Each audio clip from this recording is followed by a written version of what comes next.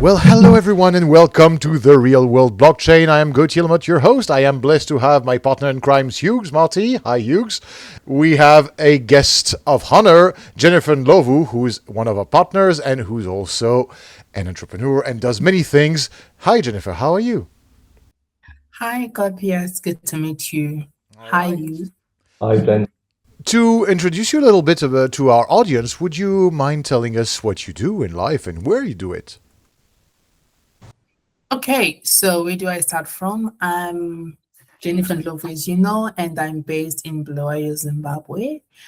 I'm a sales and marketing systems administrator, just a nice way of saying systems administrator for Flash Academy. That's a company in Birmingham, an edtech company. So I just help the sales team, the marketing team, and the customer success team using the CRM platform.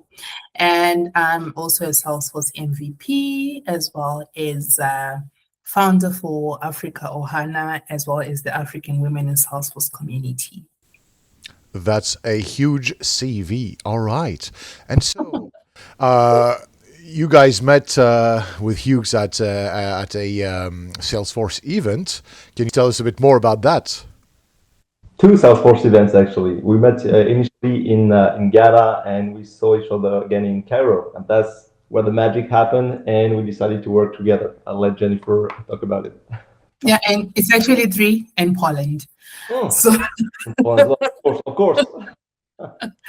yeah, so we're all about Trailblazer community. We're all about just the community, Salesforce community. That's where we get to meet. That's where we get to interact. That's where we get to network. We get to know more about what each other does, what each person does in the ecosystem. So yeah, three events. All righty. So, my first question I have for you, because you live in Zimbabwe, first of all, what can you tell us about the typical struggles entrepreneurs and business owners face when they are using payment solutions, notably the traditional ones?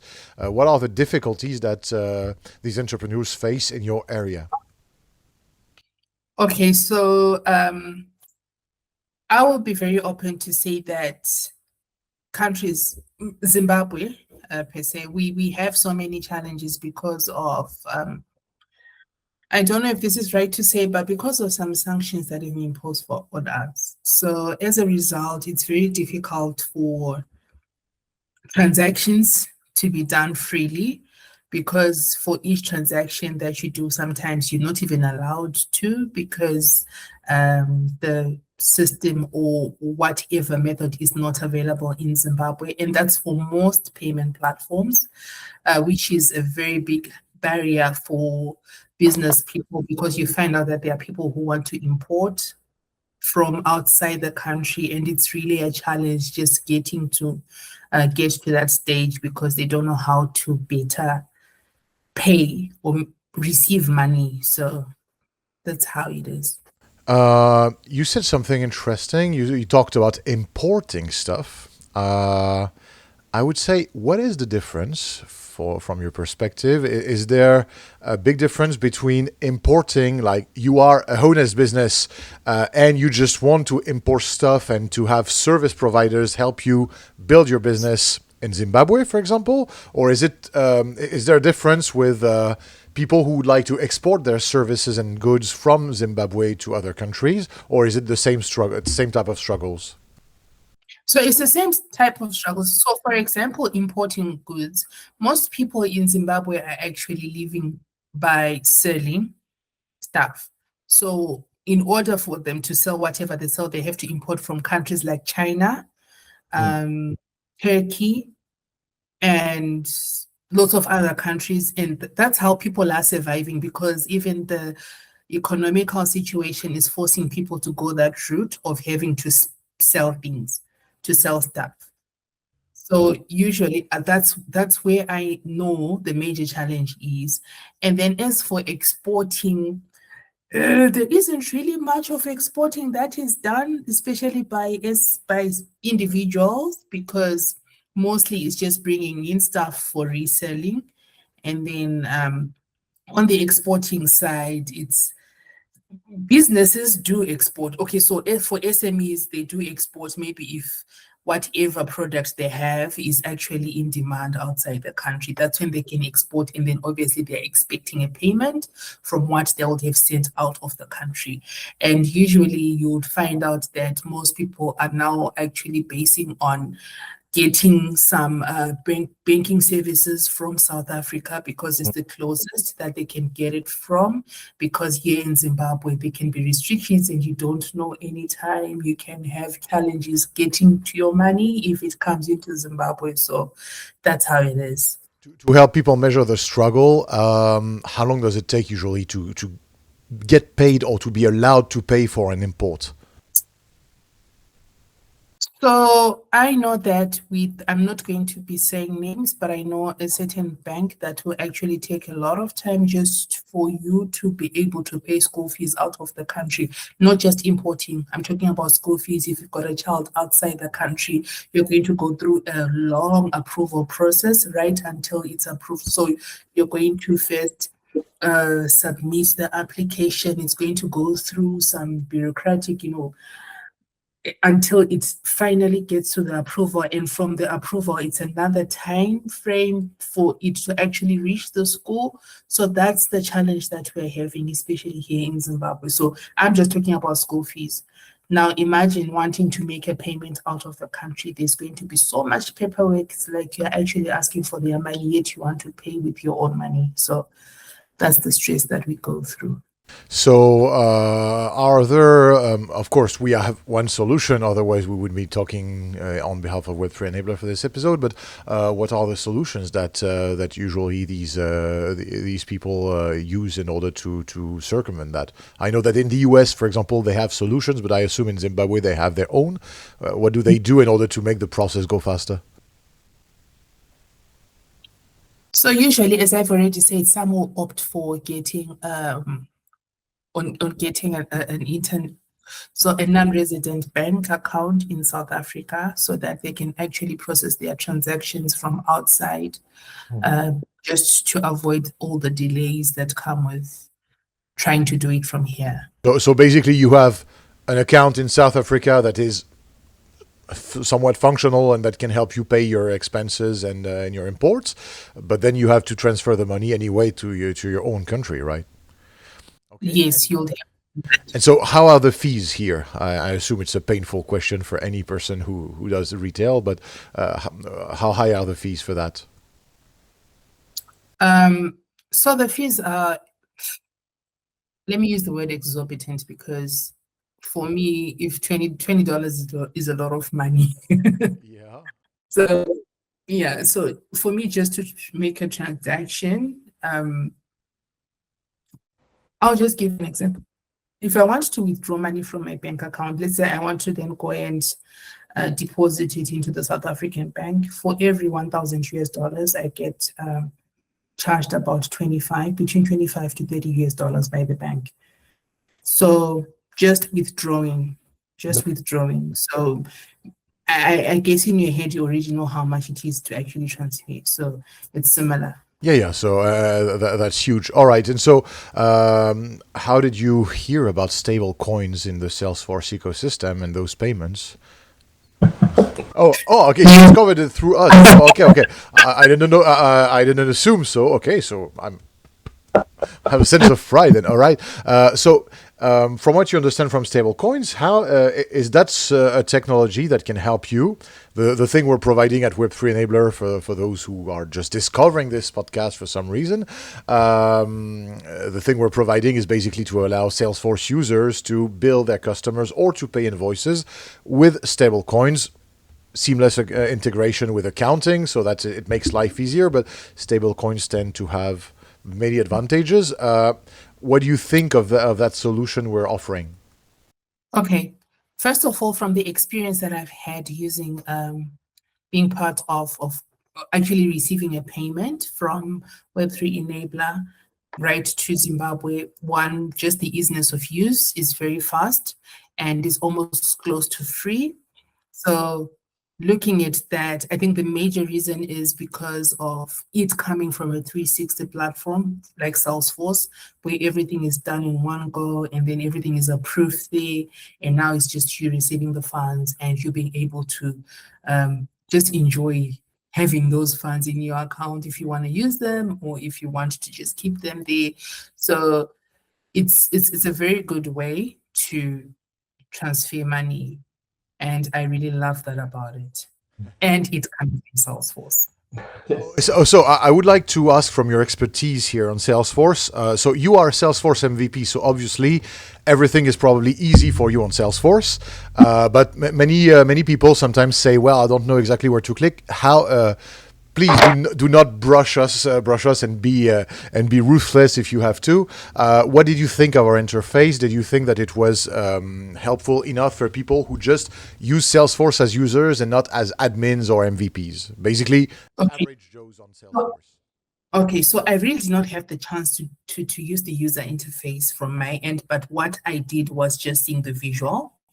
And the user interface looks user-friendly for any user who's going to be going through the process of initiating the transaction, right, getting to the approval and making sure that the stablecoins are in their account and everything.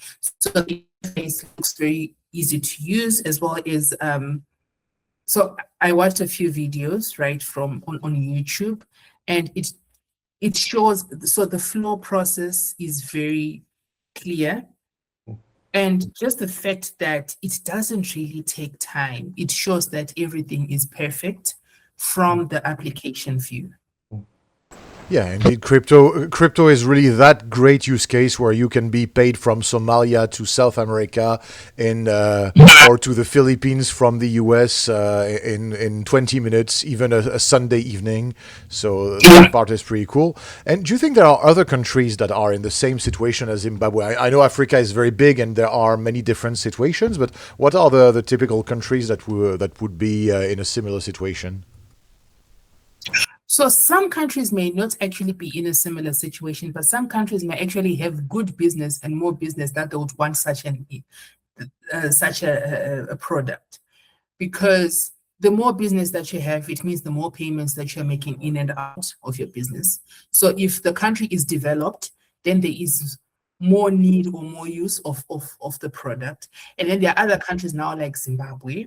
I really don't know them offhand, but definitely there are some developing. So Zimbabwe is under developing countries. So there are some developing countries then in Africa that are also having this situation of sanctions or limited usage. And when you just go to the site or maybe any money platform, you'll find the country not there on the list because definitely it's still developing and it's deemed not good for business yet.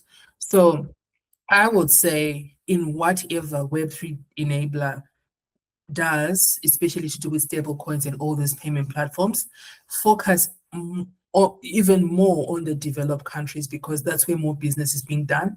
And then for us, countries like Zimbabwe, you can have we can there is potential of using the product, but it's a lot more in developed countries. I got you. I would add, Gauthier, that indeed, like, so my reply would be twofold. First, regarding what Jennifer just said about the ease of use, it's true that we are really striving to bring the maximum transparency for the entire workflow, right? So people who already work in Salesforce, they are able to just follow the usual Salesforce objects. It's really easy. The approval processes are the same. And as we are launching these new versions of the product as well, we really try to make them even simpler, like at every iteration, of course, and really put the blockchain aspect into the background. So even people who have no knowledge of it, well, it will just be processed basically almost eventually as just a normal payment, basically. And regarding the countries, thanks to our partners in Africa, we are actually covering almost all the African countries, even some unrecognized countries such as Somaliland and those sort of places. So hopefully we'll be able to cover the entire world pretty soon with really easy payment solutions within Salesforce. That's pretty cool. Yeah, I remember we went to Somaliland together, Hughes, and we saw so many thriving businesses that were under another kind of sanctions. From your knowledge of crypto and the Salesforce ecosystem, or maybe other CRMs, do you think that there is still some kind of promise, some kind of added value in being paid in traditional cryptocurrencies like Ethereum, Bitcoin, or something, or are stable coins the future for you in the B2B payment systems? I definitely think that stable coins are the future. From again, it's all based on the experience that I've had. And before then, I remember I just used to play around with Binance and some of these crypto platforms. But again, I always used to have that problem where I couldn't actually deposit money or withdraw money from those platforms because I'm in Zimbabwe. Long story. And I had to use peer-to-peer and everything just to get funds, to have my funds. So with stable coins, I think it is the future. And now everybody is just into crypto. People are just moving into crypto, as the world is evolving, as technology is evolving, as everything is just evolving, people are slowly moving into stable coins, into cryptocurrency. So I really think there's a bright future. Okay, and last thing, do you think that such a product would be useful in from one zone to another business inside that same zone, like from Zimbabwe to Zimbabwe or US to US? I already see the problem from the US to the EU. Sometimes I have a hard time paying customers in the US, for example, and I will still also be charged $25 for something. The other day I just had that, like PayPal took me $60 for $1,500 of payment, which is like prohibitive and exorbitant, as you said. But do you think, like, even inside one zone where it should be slightly easier, do you think there's still potential in this? Yes, there is so much potential because I will just give an example of Zimbabwe. We've got mobile money platforms where people just use mobile money to send each other. But again, the fees are they are not friendly. They are not friendly. So I mean, if I've got an option to be sending money to somebody at close to free, I mean, I would definitely opt for that because the mobile money platforms are actually ripping us off as well. So that would be even relevant for us probably to port that technology to WordPress and to WooCommerce and to mobile payments. All right, before I'm leaving you the final word, because of course that's our tradition at Real World Blockchain. We like to leave our guest the final word. Hughes, do you want to add something?